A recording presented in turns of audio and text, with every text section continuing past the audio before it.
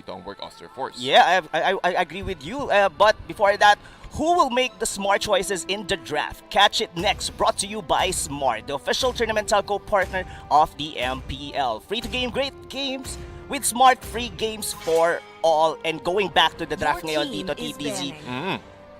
Ano ang nabago dito? Specific, not only strategy, is that medyo may ibang player na nandito. I mean, Lord Hades wasn't a part nung natalo or yung nanalo sila against Work Auster Force. Gaano kalaking bagay yon para sa side? Is it a good thing for Work Auster Force na iba yung makakalaban nila ngayon dahil natalo sila nung roughly siya pa yung naglalaro? Or is it a bad thing dahil baka mas malakas ngayon? Yeah, well, half-half dun sa idea na yun, Rob, kasi the reason why is for sure mas nakita nila sa side ng Work Auster Force kung paano maglaro si Lord Hades, so wala na dun yung surprise factor. Given the fact na, syempre, with the performance from Aura PH, mas makokontrol na nila yung playstyle. And we've talked about this earlier bago mag-start yung broadcast natin, Rob, no, na yung Work Auster Force talaga, they want to play aggressively. Pero ngayon, napapansin ko with their previous series, na hinahaluan nila ng ibang timpla na tingin kong more aggressive, pero meron na rin pumapasok ng mga teamfight-oriented drafts. I like that you pointed out yung previous series nila. Technically, parehas yung nakalaban nila. That was Signal, Ultra, and even the result was also the same. That was 2-0. You mentioned earlier, momentum. Parehas tong team na to. Sabihin na natin, it's an advantage for Aura PH since they have a 4 winning streak and they only lost to Blacklist International in the series. And to add on that, mga kaibigan, Lord Hades hasn't lost a single series dito sa MPL Season 7. Wow, so tingin mo, Rob, parang yun yung secret weapon. Kumbaga, nung after the loss, parang, sige, ilabas natin yung secret weapon natin. At effective! Nakikita natin na talagang hindi pa natatalo ang Aura PH dahil simula ng pagpasok ni Lord Hades dito. Yes, totoo yan, TDZ. Pero ito pa, pwede mong i-add dito, no? Kung papansinin mo, yung banning dito ng Work Auster Force, Diggy, Natalia. This is something you wouldn't ban on a normal basis, pero kasi this is specific on Aura PH. We've all known sa kanila nag-originate ang Diggy strategy. Natalia was also been used by Greed onto a higher caliber type of gameplay. Pero since, kumbaga, itong team kasi na to, Aura PH, they have this kind of identity, no? Na gumagamit ng mga ganitong hero. How do you think ngayon, magpapaano to itong draft na to? Since Aura PH been winning games with this Cho, I would assume na itong Cho na to is JP's hero as a tank, and Hades is really doing well on a Granger. Well, I completely agree, Rob, kasi nakita man natin yung debut dito ni Lord Hades, Granger kaagad. Kaya nakikita natin yung nagta-transition yung mga Granger pick dahil dun kay Lord Hades. And also to answer your question, ang draft dito ng Work Auster Force is going for their comfort heroes ng Aura PH. Nakita man natin yung Diggy and also yung Natalia ni Greed. So it's all about comfort, removing all the comfort zone. Pilitin mo yung Aura PH na maglabas ng ibang laro or try to go for a different approach when it comes to team fight. At tingin ko yun din yung reason kung bakit yung first 3 picks dito ng Work Auster Force is a little bit more tago. Kumbaga, hindi gaanong dinalabas ng Work Auster Force yung gusto nilang playstyle, hiding the information against your enemy. Exactly. And to add on nito, no, kung iisipin mo, yung picking dito ng Work Auster Force, this was actually mentioned during the panel nila Butters na hindi nalalayo yung mga heroes ng dalawang team na to. This Jawhead could potentially be a JP hero. Itong Lapu-Lapu na to, we've seen Benny Q to use this one. And together with the Kagura na ginagamit din ni Greed. Yeah, kung parang, ano yung parang double-sided sword yan eh. Kumbaga, yung mga players ng Aura PH, sige, gusto nyo gamitin yung mga comfort picks namin, alam namin kung paano counterin yan. Alam namin kung paano namin kontrolin yung laro ninyo. Pero Work Auster Force, I think this is really effective as well. Since Work Auster Force, sabi nga natin kanina na isa yung Work Auster Force sa mga teams na hyper-aggressive. Gusto nila lagi sumasulubsob. And looking at the picks here for Work Auster Force, meron silang static link with the Lapu-Lapu. Really good when it comes to team fights. And din yung napag-usapan natin kanina, hinahaluan nila ng unting team fight-oriented draft dito. And also playing aggressively with the Jawhead while controlling the jungle area of Aura PH. Kung isipin mo, no, parehas Action Jackson yung team natin dito. Kasi with the Jawhead, alam natin yan in terms of rotation. Tapos, si JP, we've seen him move towards the whole map. Specifically, on the before pa lumabas yung unang-unang turtle, you'd see him on the bottom lane, kung may kailangan sa kumbaga, providing vision and information, yung isa sa pinaka-vital na role ni JP, if ever na yun yung kanyang gagamitin as the tank Cho. Pero madagdag ko lang since I've seen Barakino ngayon, during MPL Chillax, Work Auster Force did mention na ang team na talagang gustong-gusto Your nilang team is mabawian banning. or makalaban dito sa MPL Season 7 is Oh. actually Aura PH. So talagang nandito, ito na yung pagkakataon. Tingin ko talaga prepared na prepared dito yung work This is Auster it. Force. It's really good for our first series here. But syempre, opening series natin talagang mainit. Magkakaroon ng pagkakataon na makarebanse. Kumbaga parang sa basketball, tol, yung RC namin na natalo namin ng first game, babawiin namin ngayon. Oo, kasi saka kung iisipin mo, medyo matagal na din kasi, 'di ba? We had the Holy Week, we had Your a week team na is hindi pa banning. nag-start because of course ECQ. So, parang ang haba na nung panahon nung nag-start doon. That was week 1 and we are now on week number 4. So, ngayon, will it be the story dito mga kaibigan? Will Work Auster first finally get a series win against Aura PH? And if they can do that, nasabi to kanina sa panel, pag nanalo sila ng series dito, sila ngayon ang magna-number 1 sa kanilang bracket. Malaking bagay talaga ang series na to mga kaibigan. At syempre nag-aabang din ng Work Auster Force. Bukod pa sa bawi, is yung puntos na kailangan nila para makaangat lalo sa ating Your point team system. is Pero Rob, nakikita natin dito, no? For Aura PH, dinanggal nila yung Lancelot and also the YSS. So you mentioned about Vision earlier, especially with Johead and also the Cho, if JP we're going to use it. So basado na ng Aura PH to. Siyempre, kung sakaling preparado rin ng Work Auster Force, mas preparado rin ang Aura PH dito kasi ramdam nila yung gigil. Not only that, no? They are actually banning yung mga, sabihin na natin, a little bit comfort heroes dito ni Chu. Pero kung iisipin mo kasi, Chu, parang ang lalim din ng hero pool niya. I was thinking dito, you ban the Lancelot, you ban the YSS, Your and team looking is at the heading. bans, there is still an open which is the Claude or it's either Aura PH is willing to give it para kay Chu. What do you think about this Popol and Kupa? Nagkakaroon din ng mga, sabihin na natin, popularized na mga sa draft natin, and most of the time, more often than not, nananalo pag merong Popol and Kupa. Well, kasi ang Popol and Kupa, bukod sa vision na kaya niyang ibigay using the Popol Surprise, nandun yung kagat eh. Yung factor na, Yung okay, ngart-ngart. yung ngart-ngart. According kay Kuya Manjin Paldas. Oo, ngart-ngart. yung ngart-ngart niya, tol. Oo. Malaking opportunity pwedeng ibigay doon. Isipin mo sa first 3 picks dito ng Aura PH, meron silang Granger. Pag nangart-ngart, yung lahat ng balang Rhapsody, doon makakapasok ka agad. So Ay. magandang setup ka agad yun. And also, kumbaga, kung sakaling pumili dito, well, up against Johead, pwede niyang maiba to si Kupa instead of Popol. So like it's like a 50-50 pa, no? 50-50. Kung magbabato ka, it's Your almost the same thinking din, no? With Oo. the Selena. So like what we've said kanina, no?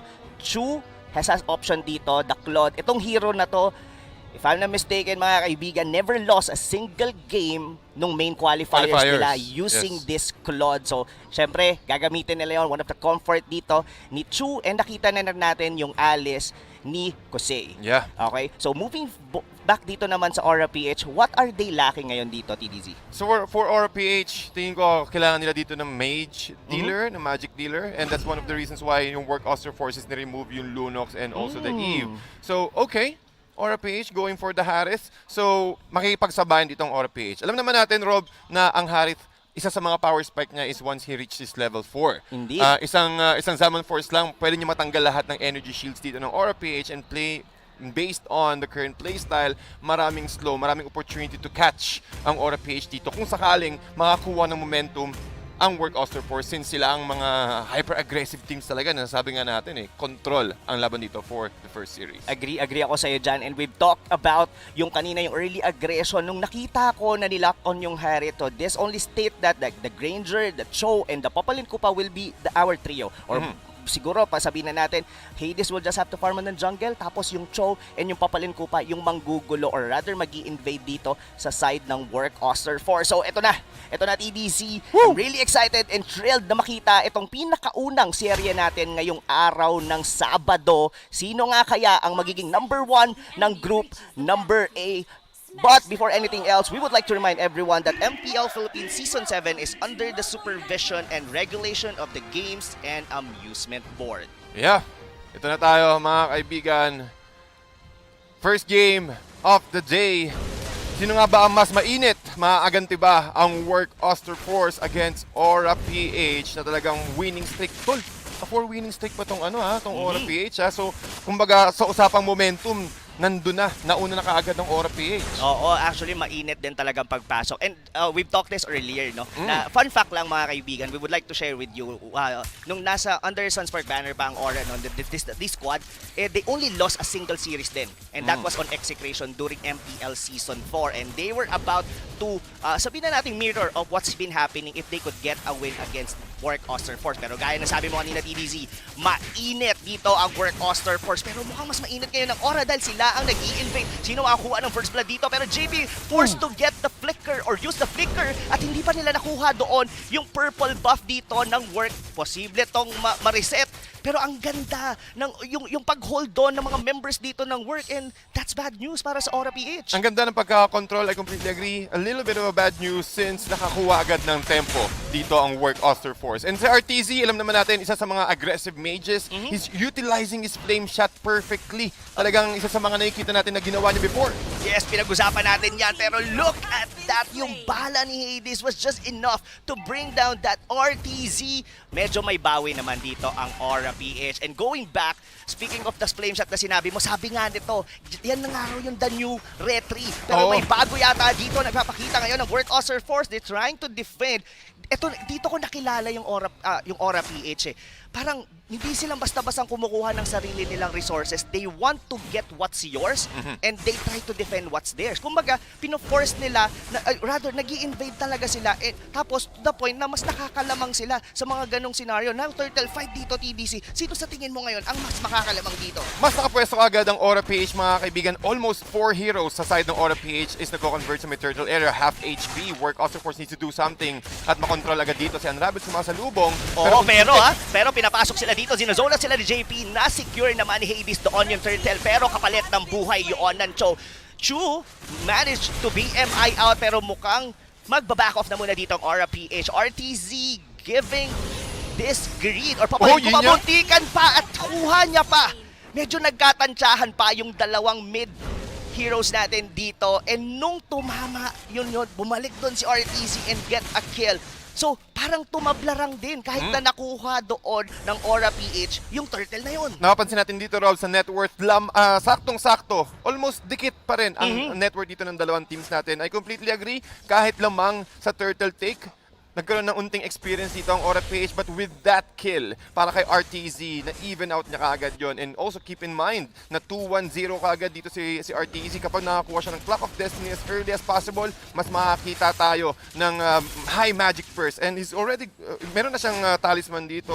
And for sure, 430 gold na lang. Pero alam mo, TDC, no? I would like to comment dito yung ginagawa ni Unravel. Bakit? Binabantayan niya yung mga jungle creeps nila dito para hindi ma-invade ng Aura PH. We've mentioned this earlier. Aura PH, mahilig silang manguha ng mga jungle ng kalaban kasi doon sila unti-unting nakakalamang on the game. Then potentially, they would take the turtle as well. Pero right at this series or this game, nababantayan ni Unravel dito yung invasion ng Aura PH. That's one of the reason bakit hindi rin nagiging malalim ngayon dito si JP. Indeed, at mukhang sumasalubong dito si JP, nag-brush check, pero mukhang masasandwich nila si Unravel, saktong-saktong pagkaka-flicker. Pero adding to what you mentioned earlier, Rob, battle of the economy ang nangyayari dito sa side ng Aura PH. Exactly, and looks like Aura PH dito mga kaibigan slightly have the advantage. Not only that, sila din ang unang nakabasag ng Torre dito against Work Auster Force, but looking at the draft dito, TDC, sabihin na natin dito, itong si Chu with the Claude could potentially mas makakalamang on the late game. Pero mamaya na natin pag-usapan yan dahil may turtle fight na naman na magaganap. May ejector kay RTC. Kaagura ang unang mawawala pero medyo malalim yata dito. Gusto mo pamalag-palag pa dito ng mga Aura PH. Greed is going in. Unravel will be taken down too for non-exchange dito. Mas lumamang ngayon dito ang Aura pero may kapalit yon. That's gonna be 3 more TZ. Pero TDZ, tingin ko mas lumamang pa rin doon ang Work Auster Force. Well, looking at the current situation, since nawala na yung ating energy shields, marirefresh na ang HP ng ating mga turrets. But with that, that's a 3-4-0 exchange para sa side dito ng Aura PH. At mukhang hindi, ang ganda kasi ng pagkakasandwich nila dito, pagkakaspread out ng teamfight Yes, na-mention ko kanina na lumamang doon sa certain teamfight na yon yung Work Auster Force. Pero hindi pa rin humihinto yung pagkuha ng mga objective dito ng Aura PH. Yeah. Work Auster Force could potentially be winning team fights pero they're not winning the objectives. Yun ang laro natin dito mga kaibigan. Ang objective, nakita natin dito, Work, they're always prioritizing na wag ma-take down yung middle turret kasi most of the fights that is happening is within the mid lane area. So kapag nasusustain nyo yung mid lane turret nyo, makakakuha kayo ng damage reduction. But looking at this, nabuhay pa dito si Chu pero si JP. Yun na nga, nabuhay pa si Chu pero si JP iba ang kanyang nasipa dahil nakatakas pa dun si Chu. Oh no! Medyo nagkaroon ng slight miscommunication doon with Aura PH and Benny Cutie getting killed by Chu. Pero sabi dito ng mga kupunan dito ng Aura PH, hayaan mo na yon, bawi na lang tayo dito sa gitna. And alam mo TDZ, I would just like to mention with you, itong si Grid, yung kanyang Popol in Kupa is really giving a heart or a headache para sa mga members dito ng Work Auster Force. Tama yun, pati nakahirapan dito si Unravel na ma-pick off or ma-ejector dito yung main hero which is si Popol. Pero mukhang nagkaroon bakbakan dito, Lord Hades with the Pumapalag-palag pa siya dito, TDZ, pero tingin ko hindi na enough yon. Nasabi mo kanina dito, yung mga Rhapsody dito, ito naramdam na natin yung sakit. Pero dito si Green, naibato siya dito sa gitna at may return kill naman dito ang Work Auster Force Killwash. Meanwhile, dito sa may bandang gitna, or rather sa may top lane, na-pick off na naman si Benny Cutie. Umalis sa baba, dun siya sa taas, pero ganun pa rin ang istorya, mga kaibigan. Ito, yung baba, basag na naman ng torre. Kung iisipin mo rito, TDZ, Lord Hades, he doesn't really need the kills. He just want to take down all the turrets dito para sa side ng Work Auster Force. At ito pa, Killwash, will he be able to be alive? Hindi enough yung kunat niya, sabi dito ni Kosei. Pero Greed, dilagay niya yung trap dito. Alam niya na sinusubukang invade ni Chu, pero disiplina lang for Work Auster Force. Wag natin pilitin yon. Pero meron pa silang pwedeng kunin objective dito and that's gonna be the turtle. Pero alam yan ng Aura PH, they would want to contest. Nakaposition dito si Grid. Umiikot na doon si JP. Now, who will be able to take it down? That's the biggest question. Even Lord Hades, nagpa-purple buff pa siya muna dito at mukhang umalis na muna sila kasi kalma muna dito, TDZ. Kalma, pati nakita natin dito si Lord Hades pa si Chu, kumukuha muna sila ng kanilang mga purple buffs at hindi available yung retribution, so it does take time. Pero simula nung nakita nila, okay, ready na ako, meron na akong purple buffs, sabi dito ni Lord Hades pati ni Chu, pwede tayo makapagpabaka. Pero yun na nga, nag-unstoppable force storm, papasok si Unravel, pero ang nakakuha ng turtle, that's gonna be Chu once again. Pero may blazing duet, medyo masakit-sakit dahil si JP ang unang nawala. Dreamer TZ on a sliver of health, nakatakas pa siya doon mga kaibigan, pero sabi dito ni Benny Cutie, ito na ang pagbangon ng api, pero that ejector just saves. Oh my God! Tol, ang ganda ng ginawa nila doon. Alam mo kung bakit? Yung passive ni Kagura nag-proc dahil doon nahiwalay siya doon sa mismong payong kaya nabuhay siya with that engagement. What a perfect ejector dito para kay Unravel. Oh no! I really thought talaga, TDZ, na makukuha at mapapatay na siya doon. Ang ganda na ng entra ni Benny Cutie. Kumbaga, ito na ang pagbawi ko. Pero si Unravel, naka-ready siya. Binato niya yung tropa niya. Wow, ang ganda ng execution dito. And also, that was a nice team fight para sa side ng Work Auster Force. Pero nagko-converge sa bottom lane. Dahil may sipang magaganap, na-cancel na rin doon yung blazing duet ni Chu. Pero sabi ni Tremar, TC, ako nang bahala, tol. Itabi mo na. Pero nandito na yung Zaman Force. Sino ang unang mawawala? That's gonna be Tremar, TC. Habol ngayon dito ang mga members dito ng RFPH. Pero Makate, makunat at matikas dito ang robot ni Unravel. Habol pa sila. Grid trying to stay away. Nandito pa naman sila Popol and Kupa. Pero ang unang nawala, that's gonna be Killwash on a different time. Pero ngayon, Unravel, together with Kagura dito mga kaibigan, going 2v2 sa mga members dito ng RFPH. Hiwa-hiwalay yung mga laban dito, TDZ. Wow! Grabe tong unang game na to ng series na to. Talagang dikit. Kung titignan mo sa gold, halos hindi nalalayo. Hindi nalalayo at sinusubukan ding lumayo dito ng Work Auster Force from that play. Pero sinayawan ng Work Auster Force dito, RTZ and Unravel, the connection of this both members controlling the damage output of Aura PH. Especially yung kay Lord Hades, alam niya na nako-close na yung gap. Si Unravel, binadi-block niya. Sige tol, ako ang kukuha ng damage para sa Rhapsody. At sinayawan din with the Russia Umbrella Flea dito ni RTZ. At kuwang-kuwa, makikita mo dito yung connection ng mga bawat teams. At sabihin ko sa'yo, Rob, kahit medyo lamang dito ang work when it comes to kills, pati sa net worth, even Steven pa rin ang draft dito and also execution ng Aura. Steven nga talaga, pero look at this one. Sobrang confident na dito ni Unravel. Sinipa na siya ni JP. Nako, medyo wala yata siyang kasama dito. Dito yung Kagura with the yin-yang overturn. The damage will be enough. Pumasok na dito si RTZ, pero nawala na muna dito si Unravel. 2-man down para sa side ng Work Auster Force. Pero nandito na, respect na ang mga tropa. Sa likod si Kuzey dito, muntikan pa siyang mamatay kay Benny Cutie. At hiwa-hiwalay dito ang mga members ng Work Auster Force. Nandito na ang bida. Sabi nila magpapabugbog lang lang sa una dahil nandito na si Chu. Binababang muna nila dito ang mga members ng Aura PH. Double kill, triple kill. Sunod na rin yung Torre dito. Pwede ba nila tapusin to, TDZ? Saktong-saktong positioning dito ng Work Auster Force. Binate out ang nila. Sige tol, kayo muna mauna. Itabi mo na. At biglang pumasok si Chu dito with the bang bang bang. Huling-huli lahat ng miyembro ng Aura PH. And this instant replay is brought to you by Oppo A94. Experience gaming at full speed with Oppo A94. Get yours now for only 13,999. Pero Rob, tinamutan position nila dito with the Zaman Force, slowing the rest of work. Pero with the mobility from Kose, he is able to separate the rest of Aura PH. At kita naman dito, Aura nag-converge sila dito. Trimmer DZ with his tankiness. And also Kose going back to the fight, giving an opening for Chu to use his Blazing Duet. At mukhang nahuli nila kaagad with the slow from the Art of Thievery and also the stun from the Blood. Oh, nakakuha sila ng magandang rest back. Yes, I like that you pointed out. And yung isolation play na pinakita ng Work Auster Force na outmaneuver talaga nila dito ang Aura PH ngayon. Nasa kanila ang pinakaunang Lord. Will they be able to defend this one? Mukhang kaya pa naman TDC pero fino-force ng Work Auster Force ang Torre dito sa gitna. Nabasag na ngayon ni Chu. Habol dito, pasok pa. Unstoppable Force na ngayon dito. Nako, nabawasan ng isang membro ngayon dito. JP taken down at may mga malalaki pa silang minion dito sa baba. Kaya pa bang dumepensa dito ng Aura PH? Mukhang hindi na yata TDC. Dahil nagbaback away na sila. Medyo naghihirapan na silang dumepensa. Paano gagawin? The Zaman Force dito ni Very Cutie sa may bandang likod. Pero unang nawala dito si Green. But nakalock na ngayon sila dito sa base and that's it.